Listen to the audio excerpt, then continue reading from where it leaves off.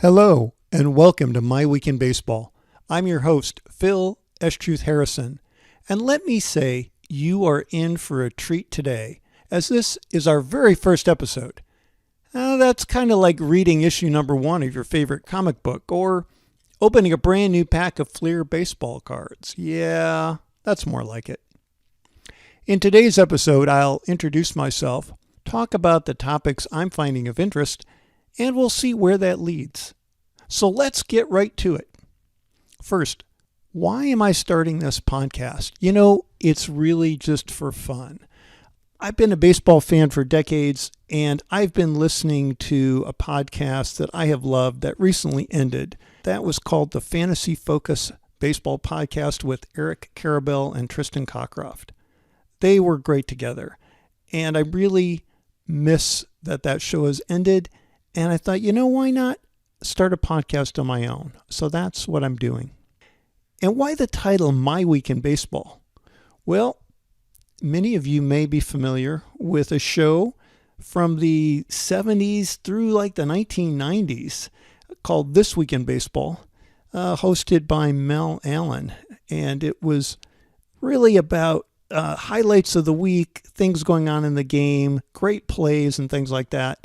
And it was a lot of fun. And I thought, why not? So that's where the name comes from. Kind of a tribute to Mel Allen and the This Week in Baseball. So what else? I grew up a Tigers fan. I grew up in the middle part of Michigan and went to many a Tigers game. That's my first team, still is. I now live on the West Coast, and I follow all the teams. But I got to tell you that growing up a Tigers fan was great. Tiger Stadium was a great place to see games. In its latter years, it was a little old, got a little run down, and Comerica Park really is a beautiful park now. But I grew up going those days going to Tiger Stadium. One of my memories is my first glove, which was a small blue infielder's mitt, autographed by George Brett. Not a real autograph, of course. It's those autographs that were manufactured and made on the gloves. You probably had a glove like that autographed by somebody from your era. Anyway, that was cool. I still remember that. My brother had a red glove. It was very similar. I don't remember if his had an autograph, though. So maybe we'll have him on the show one day and we'll find out about that. The first game I remember going to was actually in the middle 1970s, maybe early 1970s, 74, I believe.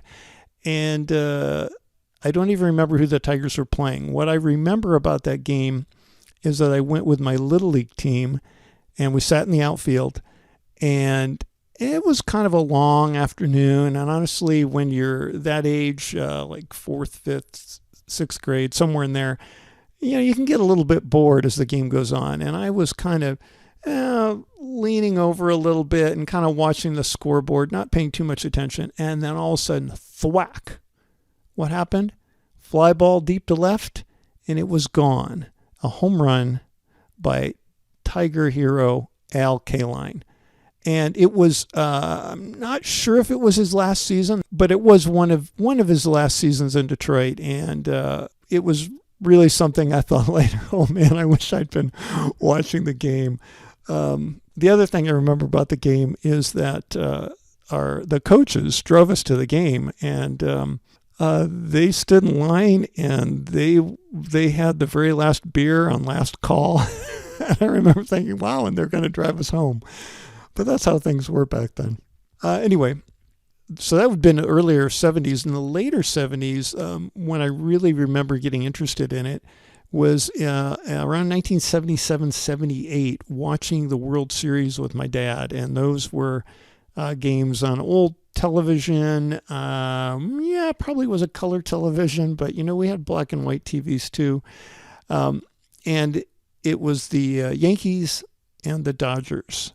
And one of those years was the year that Reggie Jackson hit 3 consecutive home runs off 3 different pitchers against the Dodgers.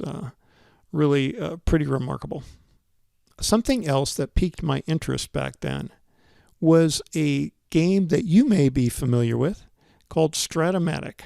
So they have an online version now, but back then it was all board game. You had little like paper cutouts that were really like baseball cards with the players' names and statistics, and you rolled the dice.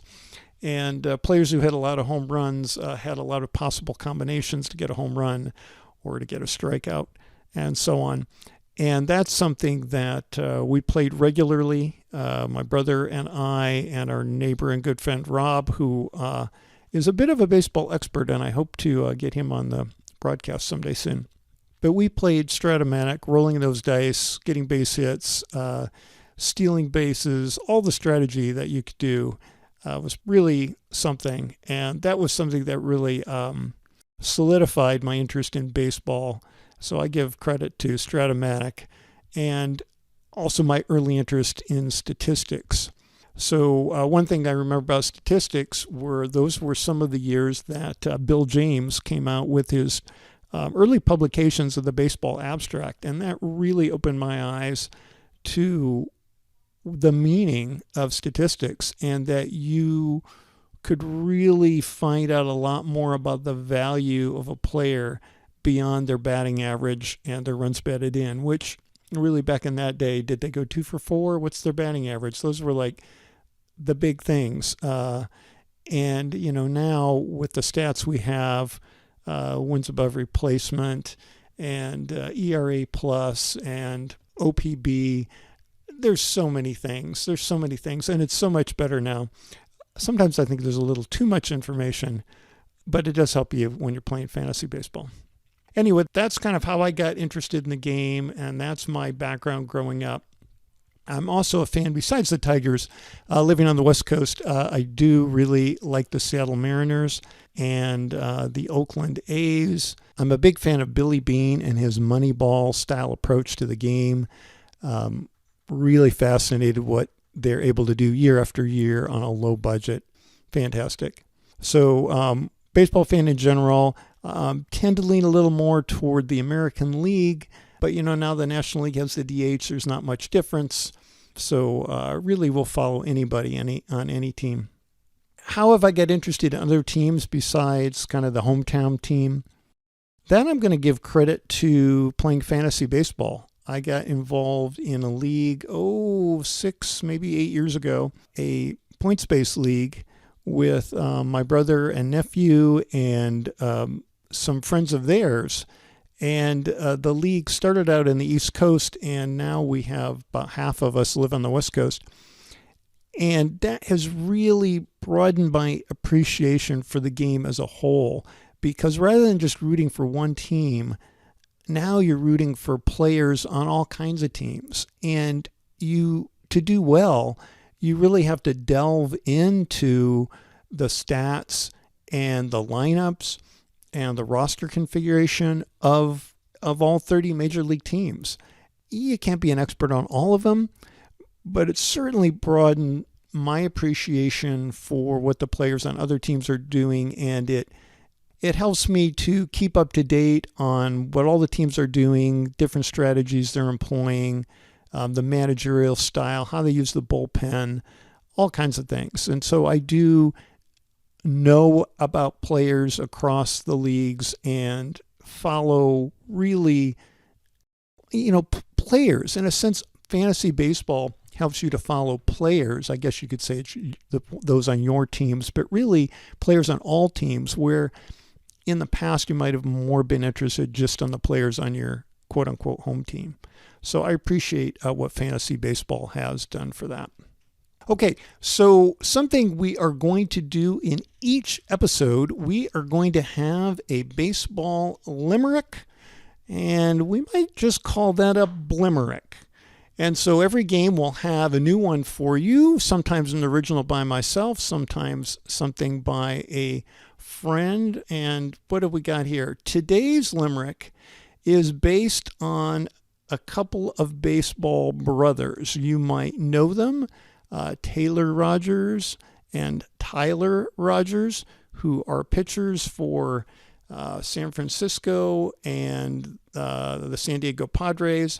And they recently pitched against each other the other night. So This is a kind of a tribute to the Rogers brothers and their first game pitching against each other. Twin brothers who both made the majors. Taylor asked, "What would you wager that my right-handed might would beat your team tonight?" Brother Tyler said, "Not while I play here."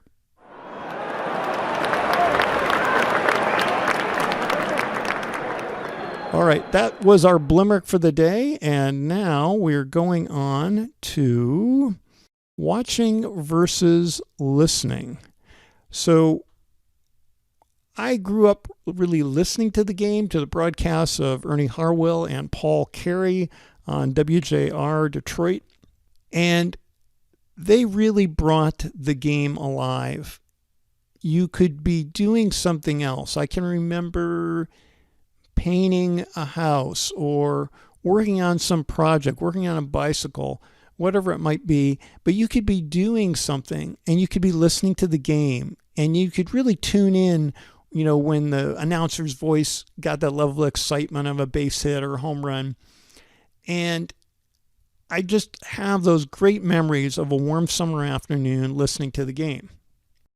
So I still prefer listening to the game. I've got subscription to MLB TV and MLB Radio, so I do a bit of both. And I did watch opening night for the Angels the other night with Shohei Ohtani, one of my favorite players. And then I also watched the following day, opening day for the Tigers versus the Chicago White Sox. And it was fun, and I enjoy watching them. But hours go by, right? And you're not doing anything else. And I like being at a live game. I have no problem with the length of the game. If I'm there, I just assume the game keep going. But when I'm at home doing something, I much prefer listening on the radio. And there are so many great announcers on so many different teams. And with MLB Radio, you can choose any game you want to. You can choose the home broadcast or the away broadcast, and there are never any blackout dates because it's not the same. The television broadcasts are sometimes blacked out if it's considered your home team. Anyhow, so watching versus listening to a game, be interested in getting other people's opinions on how they feel about that, what's their preference, but I really do enjoy the radio broadcasts. Other things to talk about today, things that are on my mind. Replay is a little on my mind. Replay's been around now for a number of seasons. I don't know. It's for something, when MLB says that they want to shorten the game and they try to change the rules to make the game shorter. They try to make the game shorter, yet they add in replay. Well, now replay pauses the game, kills the momentum, and then they go to New York. And then you wait, and then you wait, and you wonder what's happening in New York. Maybe they're busy with other replays. I don't know what they're doing. Maybe they're getting a hot dog. But it seems like a lot of time goes by, the call doesn't get made, you're not sure what's going to happen. And then sometimes, even though there's supposed to be clear and convincing evidence to overturn a play, sometimes plays that seem like you really can't tell get overturned. And other times, plays that seem obvious that they should be overturned get upheld. So I don't think it's necessarily better.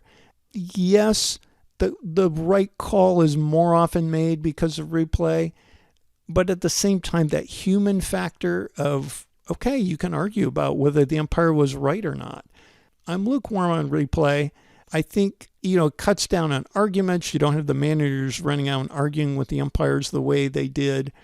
But that was part of the game too. So Earl Weaver kicking dirt on the umpires, not that he should be doing that, but it certainly added something to the game. And, without replay, you don't have that momentum killer. The game ended on a close play. The game ended on a close play. Now the game ends. Oh, well, they might replay. Let's put that in review. Did your team actually win, or is it going to extra innings now? And that just, I don't know, it really kills the excitement. So lukewarm on replay. And in future episodes, we'll talk more about other rules let's see what we've got left on my agenda today. I've got lots of things on my mind I could talk about. One thing I wanted to bring up here before we run out of time is Miguel Cabrera, one of my favorite Tiger players, longtime Tiger hero, has had a super career, obviously going to the Hall of Fame.